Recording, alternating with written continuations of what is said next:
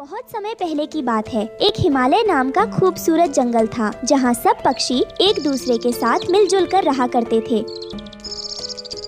रानो चिड़िया अपनी बेटी गुड़िया चिड़िया के साथ एक लकड़ी के बने घर में रहती थी। एक दिन गुड़िया चिड़िया उड़कर वापस आकर अपने घर के बाहर बैठ जाती है और सोचती है, क्यों ना मम्मा को मैं यह बता दूं कि जब मम्मा भोजन लेने चली जाती है तो मैं रोजाना उड़ने की कोशिश करती हूँ और मैं अच्छे से उड़ भी लेती हूँ, तो शायद मम्मा मेरी बात का विश्वास कर लेगी। फिर वो सोचने लगती है, नहीं, मैं मम्मा को कुछ नहीं बताऊंगी। कहीं ऐसा ना हो कि मैंने उन्हें यह सब बताया तो वो मुझे घर से बाहर भी नहीं बैठने देंगी और मुझे नाराज हो जाएगी। वहीं दूसरी तरफ हरिया तोता भोजन ढूंढते हुए रानो चिड़िया से कहता है, चिड़िया बहन, अब आप अपनी बेटी को भी साथ लाया करें, क्योंकि हालातों का कुछ पता नहीं, कभी भी कुछ हो जाता है। इसलिए तुम अपनी बेटी को बाहर लेकर आओ ताकि उसे भी बाहर की दुनिया की जानकारी हो और वो सब कुछ सीखे। तोता भैया, मुझे डर लगता है, मैं इसीलिए उसे बाहर नहीं आने देती, क्योंकि मेरी एक ही तो बेटी है और मैं नहीं चाहती कि वो खो जाए। मुझे डर लगता है, बस इसीलिए मैं उसे बाहर नहीं आने देती, क्योंकि अगर उसे कुछ हो गया तो मैं नहीं रह पाऊंगी उसके बिना। चिड़िया बहन, हम मम्मी पापा अपने बच्चों के साथ सारी जिंदगी थोड़ी न रहते हैं, इसलिए हमें अपने बच्चों को समय से पहले ही सारी चीज सिखा देनी चाहिए। फिर शाम हो जाती है और रानो चिड़िया अपने घर की तरफ आने लगती है। गुड़िया दूर से ही अपनी मम्मी को आते देख लेती है, इसलिए वो चुपचाप से अपने घोंसले में आकर बैठ जाती है। जब रानो चिड़िया वहाँ आती है तो वो अपनी बेटी गुड़िया से कहती है, गुड़िया बेटी, कहीं तुमने घर से बाहर जाकर उड़ने की कोशिश तो नहीं की ना? नहीं मम्मा, मैंने उड़ने की कोशिश नहीं की, मैं तो सो गई थी आपके जाने के बाद। तो तुम्हारी ऐसी सांस क्यों फूल रही है? जब तुम सोई हुई थी तो? वो मम्मा, मैं अपने घर में खेल रही थी ना, इसलिए। फिर रानो चिड़िया अपनी बेटी गुड़िया को खाने के लिए भोजन देती है। ऐसे ही कुछ दिन बीत जाते हैं। एक दिन रानो चिड़िया की तबीयत खराब हो जाती है। उसे तो अपने घोंसले से उठा भी नहीं जा रहा था, वो उड़ भी नहीं पा रही थी क्योंकि उसे तेज बुखार जो हो गया था। गुड़िया, मेरी बच्ची, मेरे पास आ जाओ, मुझे बहुत तेज बुखार है, मुझसे उड़ा भी नहीं जा रहा है। मम्मा, जब आपको इतना तेज बुखार है तो आप बुलबुल आंटी से दवा ले आओ, फिर आप जल्दी ठीक हो जाओगी। हाँ गुड़िया बेटी, तुम यहाँ बैठो और देखो, खिड़की में अगर तुम्हें कोई पक्षी आता जाता हुआ दिखाई दे तो तुम उसे आवाज देना और यहाँ पर बुलाना। मेरी बिल्कुल भी हिम्मत नहीं है कि मैं दवा लेने जा सकूं। गुड़िया खिड़की में बैठकर बाहर की तरफ देखती है। वो काफी देर तक इधर उधर देखती है, पर उसे कोई भी आता जाता हुआ पक्षी दिखाई नहीं देता। गुड़िया बेटी, क्या हुआ? कोई पक्षी आया नहीं अभी तक? नहीं मम्मा, अभी तक तो कोई भी नहीं आया, मुझे कोई भी नहीं दिखाई दे रहा है। गुड़िया बेटी, तो फिर मेरी दवा कौन लेकर आएगा? मुझे तो बहुत तेज बुखार है, मुझसे तो उड़ा भी नहीं जा रहा, नहीं तो मैं खुद जाकर ले आती दवा। मम्मा, अगर आप बुरा न माने तो मैं आपको एक बात बताऊं, आप मुझे डांटोगी तो नहीं ना? हाँ मेरी गुड़िया बेटी, क्यों नहीं, बताओ ना क्या बात है। मम्मा, आपको पता है मैं उड़ सकती हूँ। जब आप भोजन लेने जाती थी तब मैं अपने घर के ऊपर ही उड़ने की प्रैक्टिस करती थी, मैं अच्छे से उड़ लेती हूँ। गुड़िया बेटी, तुमने मुझे ये बात पहले क्यों नहीं बताई? मम्मा, मैं आपको बताने में डरती थी। मम्मा, मैं आपकी दवा ले आती हूँ। मम्मा, आप मेरा विश्वास करो, मैं अच्छे से उड़ लेती हूँ, बहुत अच्छे से उड़ना सीख गई हूँ। मम्मा, मैं अब बड़ी हो गई हूँ। ये सब तो ठीक है, पर मेरी बच्ची गुड़िया, तुम अकेले कैसे जाओगी बाहर? मुझे अभी भी डर लग रहा है। मम्मा, जैसे आप पहले दिन जब उड़ना सीखी थी तब आप घर से निकली थी, वैसे ही मैं निकलूंगी और मुझे जाने दो, आप फिक्र मत करो, मैं बस यूं गई हूँ आई। फिर वो रानो चिड़िया गुड़िया को घर से बाहर भेज देती है। गुड़िया चिड़िया आज पहली बार किसी काम से घर से निकली थी। उसे बुलबुल के घर का पता नहीं पता था, इसलिए वो रास्ते में बैठे तोते के पास आती है और उससे बोलती है, तोता अंकल, मैं बुलबुल डॉक्टर के घर दवा लेने जा रही हूँ। मेरी मम्मा को बहुत तेज बुखार है, तो क्या आप मुझे बता सकते हो कि बुलबुल आंटी का घर कहाँ पर है? हाँ हाँ गुड़िया बेटी, क्यों नहीं, देखो वह जो सामने एक पेड़ दिखाई दे रहा है, उसके ऊपर जो एक घोंसला बना है वही बुलबुल का घर है, तुम चली जाओ जल्दी से। हाँ तोते अंकल, मुझे दिख गया बुलबुल आंटी का घर, अब मैं जा सकती हूँ। आपका बहुत बहुत धन्यवाद मुझे घर बताने के लिए। यह कहकर गुड़िया चिड़िया बुलबुल के घर की तरफ निकलती है और जल्दी बुलबुल के घर पहुंच जाती है। यह लो गुड़िया बेटी, यह आप दवा ले जाओ और इसे अपनी मम्मा को दोपहर में 2 बार पीने के लिए बोलना, फिर वो जल्दी ठीक हो जाएंगी। बुलबुल आंटी, क्या सच में मेरी मामा इस दवा से ठीक हो जाएगी और पहले की तरह उड़ने लगेगी? क्यों नहीं बेटी, तुम्हारी मम्मा जरूर ठीक हो जाएंगी, क्योंकि यह दवा बुखार की है। इसे जो कोई भी पीता है वह तुरंत ठीक हो जाता है। आपकी मम्मा भी ठीक हो जाएंगी। अब आप जल्दी से दवा ले जाओ। अगर आप देर करोगी तो आपकी मम्मा ज्यादा बीमार हो जाएगी। गुड़िया यह सुनकर दवा लेकर जल्दी से अपने घर की तरफ उड़ती है। उसे उड़ना बहुत अच्छा लग रहा था। वो बहुत तेजी से उड़ते हुए अपने घर आती है। घर आकर वो अपनी मम्मा से बोलती है, देखिए मम्मा, मैं आपकी दवा ले आई। मम्मा, मैंने बुलबुल आंटी के घर का पता एक तोते अंकल से पूछ लिया और मैं तुरंत जाकर दवा ले आई। देखो मम्मा, मैंने आपसे कहा था ना कि मैं कर लूंगी। रानू चिड़िया तो आज बहुत खुश थी, क्योंकि आज उसकी बेटी ने अकेले इतना बड़ा काम कर लिया था। वो बहुत खुश थी। वो अपनी बेटी से कहती है, तो इसका मतलब अब मेरी बेटी गुड़िया बड़ी हो गई है, वो सब करना सीख गई है। तो फिर तो कल से हम दोनों माँ बेटी साथ में भोजन लेने जाया करेंगे। फिर इस तरह वो दोनों माँ बेटी खुशी खुशी एक साथ रहने लगती है और अपना जीवन जीने लगती है। दोस्तों, हमें उम्मीद है कि आपको हमारी कहानी पसंद आई होगी। कृपया कमेंट करके बताएं कि आपको यह कहानी कैसी लगी और वीडियो को लाइक और शेयर करना न भूलें। अगर आप हमारे चैनल पर नए हैं तो सब्सक्राइब जरूर करें। धन्यवाद। कुकू, मेरे भाई आगे मत जा, आगे चीलों का इलाका है। तू वापस आ जा। अगर उस चील ने तुझे देख लिया तो वो तुझे खा जाएंगे। कुकू वापस आ जा, नहीं तो मम्मा भी तुझे बहुत डांटेंगी। नहीं दीदी, आज मैं वापस नहीं आऊंगा, क्योंकि जग्गू से मैंने शर्त लगाई है कि जो भी जीतेगा उसे एक सेब मिलेगा। इसलिए आज मैं वापस नहीं आऊंगा। चील का नाम सुनते ही जग्गू तो वापस लौट आता है, लेकिन कुकू तो जीतने के लिए आगे चला जाता है और वो चीलों के इलाके में पहुंच जाता है। तब एक चील उसे पकड़ लेता है। अरे वाह, आज तो मुझे मजा ही आ जाएगा। मेरा शिकार खुद चलकर आज मेरे पास आया है, इसलिए आज तो मेरी दावत होगी, दावत। दीदी ने मुझसे मना किया था कि आगे मत जाना, लेकिन मैंने दीदी की एक न सुनी। अब तो ये चील मुझे खा जाएगा।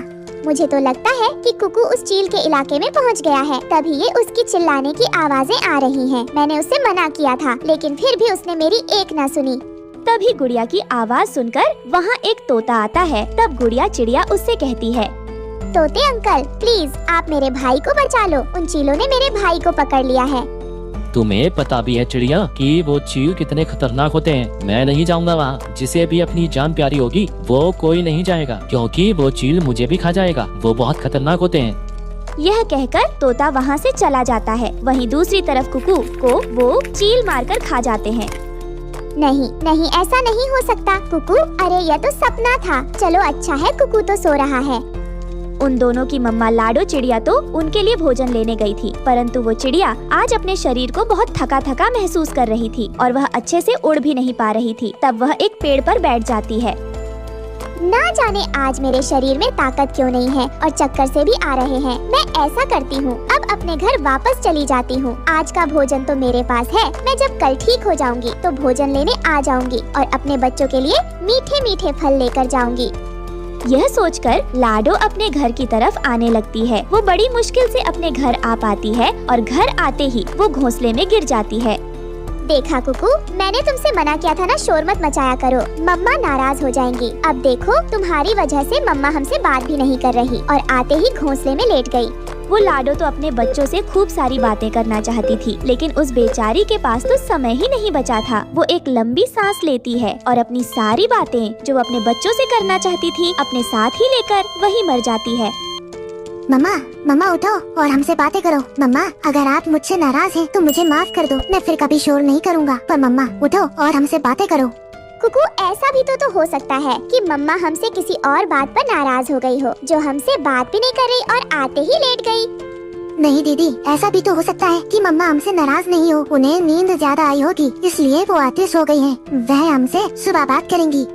वो दोनों छोटे बच्चे ऐसे अपनी बुद्धि के अनुसार बात कर रहे थे। वो दोनों कहाँ जानते थे कि उनकी मम्मा तो अब इस दुनिया में नहीं रही। उनकी मम्मा तो उन्हें छोड़कर जा चुकी है और वो दोनों अनाथ हो गए हैं। दीदी चलो हम भी अपनी मम्मा के साथ ही सो जाते हैं। जब सुबह मम्मा उठेंगी तो हम भी उठकर मम्मा को बताएंगे कि जब वो भोजन लेकर आई तो हमसे बात भी नहीं की और वे कैसे आते ही सो गयी। कुकू, आज मम्मा के साथ सोने की बारी मेरी है। मुझे पता है, लेकिन आज हम दोनों मम्मा के साथ एक ही घोंसले में सो जाते हैं। यह कहकर कुकू और गुड़िया दोनों अपनी मम्मा के साथ सो जाते हैं। दूसरे दिन जब वो दोनों सोए हुए थे तो उनके दरवाजे पर कोई दस्तक देता है। कुकू उठो और देखो बाहर कोई है। फिर कुकू दरवाजा खोलता है और बंटी घर के अंदर आता है। बच्चों, क्या अभी तक तुम्हारी मम्मा उठी नहीं? हमें तो आज भोजन लेने दूसरे जंगल जाना था। वो कबूतर अंकल मम्मा तो घर आते ही सो गई थी और उन्होंने हमसे बात भी नहीं की थी और अभी तक सो रही हैं। लगता है कि मम्मा हमसे नाराज है, इसीलिए हमसे बात नहीं कर रही। यह सुनकर कबूतर लाडो के पास आकर देखता है। वो उसे देखते ही समझ जाता है कि लाडो तो मर चुकी है, इसीलिए वो बच्चों से बात नहीं कर रही है। ये क्या हुआ कबूतर अंकल, आप रो क्यों रहे हैं? वो कबूतर बेचारा उन छोटे बच्चों को कैसे बताता कि उनकी मम्मा तो मर चुकी है और अब वो वापस लौटकर कभी नहीं आएगी। तभी कालू भी वहाँ आ जाता है। बंटी भाई, क्या हुआ? तुम यहाँ बैठे क्यों रो रहे हो? कालू, लाडो मर गई है और उसके छोटे छोटे बच्चे उसे पुकार रहे हैं। अब वो बेचारे अनाथ हो गए। अब ये बच्चे तो अपनी मम्मा के बिना एक दिन भी नहीं गुजार सकते, इसलिए अब हमको इनका कुछ करना होगा। वैसे कबूतर भाई, यह बच्चे तो एक चिड़िया के बच्चे हैं, तो इन्हें पाल भी एक चिड़िया ही सकती है। वैसे मुझे एक चिड़िया के घर के बारे में पता है, उसका नाम रानो है। वो नदी के उस पार रहती है, तो क्यों ना हम इन दोनों बच्चों को वहीं छोड़ आए। नहीं अंकल, हम घर से बाहर नहीं जाएंगे क्योंकि हमें मम्मा ने घर से बाहर जाने के लिए मना किया है। अगर हम बाहर गए तो मम्मा हमें उठकर बहुत डांटेंगी। बेटा, आपकी मम्मा आप दोनों से बहुत गुस्सा हो गई हैं। अगर आप उनसे थोड़े दिन के लिए दूर चले जाओगे तो उनका गुस्सा शांत हो जाएगा और वो फिर आपसे बात करने लगेंगी। यह बात सुनकर तो वो दोनों बच्चे रोने लग जाते हैं और रोते हुए कहते हैं, मम्मा, मैंने इतनी भी बड़ी गलती नहीं की थी। बस मैं तो खेलकर शोर मचा रहा था, लेकिन मुझे क्या पता था कि आप मुझसे इतना नाराज हो जाओगी कि हमें आपसे कुछ दिन दूर जाना पड़ेगा। मम्मा, अगर आप ऐसे ही मानेंगी तो कालू अंकल आप हमें यहाँ से ले जाओ। फिर उसके बाद बंटी कबूतर और कालू कौवा उन दोनों बच्चों को वहाँ से ले जाते हैं। वो दोनों उन बच्चों को लेकर नदी के उस पार जाते हैं। फिर वो सब एक पेड़ पर बैठ जाते हैं। तब कालू कहता है, वो देखो बंटी भैया, वो सामने रानो चिड़िया का घर है। कालू, अगर वो रानो चिड़िया इन दोनों छोटे अजनबी बच्चों को जब अपने घर में देखेगी तो क्या वो इन्हें अपने पास रखेगी? बंटी भैया, अगर इन्हें कोई पाल सकता है तो वो रानो चिड़िया ही पाल सकती है, क्योंकि यह एक चिड़िया के बच्चे हैं। अगर हम इन्हें अपने पास रखेंगे तो ये बच्चे मर भी सकते हैं। यह कहकर कालू और बंटी उन दोनों बच्चों को रानो चिड़िया के घर में रखकर वहाँ से भाग जाते हैं। कुकू, वैसे मम्मा हमसे इतना समय तक तो कभी नाराज नहीं हुई, फिर आज क्यों हो गई है? दीदी, वो अंकल तो बता रहे थे कि अगर हम कुछ दिन अपनी मम्मा से दूर रहेंगे तो मम्मा का गुस्सा शांत हो जाएगा और वो हमसे फिर से बात करने लगेंगी। फिर वो दोनों बच्चे ऐसे बातें कर रहे थे कि तभी रानो चिड़िया अपनी बेटी के साथ वहाँ आ जाती है और गुड़िया और कुकू को वहाँ देखकर बहुत हैरान होती है। अरे कौन हो बच्चों तुम दोनों, और तुम दोनों मेरे घर में क्या कर रहे हो? तुम्हें पता नहीं ऐसे किसी के घर में घुसना कितनी गलत बात है। तुम्हारी मम्मा ने तुम दोनों को तमीज नहीं सिखाई। वो आंटी, आप इतना गुस्सा मत कीजिए, हम लाडो चिड़िया के बच्चे हैं। हमारी मम्मा कल से हमसे नाराज हो गई है और वो हमसे बात नहीं कर रही। जब वो भोजन लेकर घर आई तभी वो सो गई। तब से अभी तक हमसे नहीं बोली आंटी। और हाँ आंटी, वो कालू अंकल और बंटी अंकल बता रहे थे कि कुछ दिन अगर हम अपनी मम्मा से दूर रहेंगे तो मम्मा का गुस्सा शांत हो जाएगा और वो हमसे बात करने लगेंगी।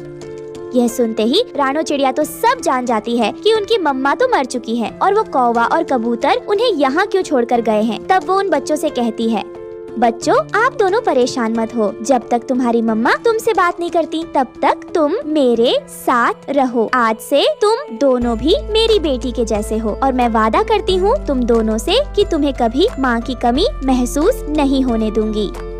फिर उसके बाद रानो चिड़िया उन्हें भोजन खाने के लिए देती है और उन दोनों बच्चों को अपनी बेटी की तरह ही प्यार करती है। इस तरह वो दोनों बच्चे रानो चिड़िया के साथ खुशी खुशी रहने लगते हैं। दोस्तों, आपको हमारी आज की कहानी कैसी लगी? हमारी कहानी को लाइक करें, कमेंट करके अपनी राय हमें दें। आपके कमेंट और लाइक हमारे हौसले को बढ़ाते हैं। अगर आप हमारे चैनल पर नए आए हैं तो हमारे चैनल को सब्सक्राइब करना ना भूलें। आपका धन्यवाद।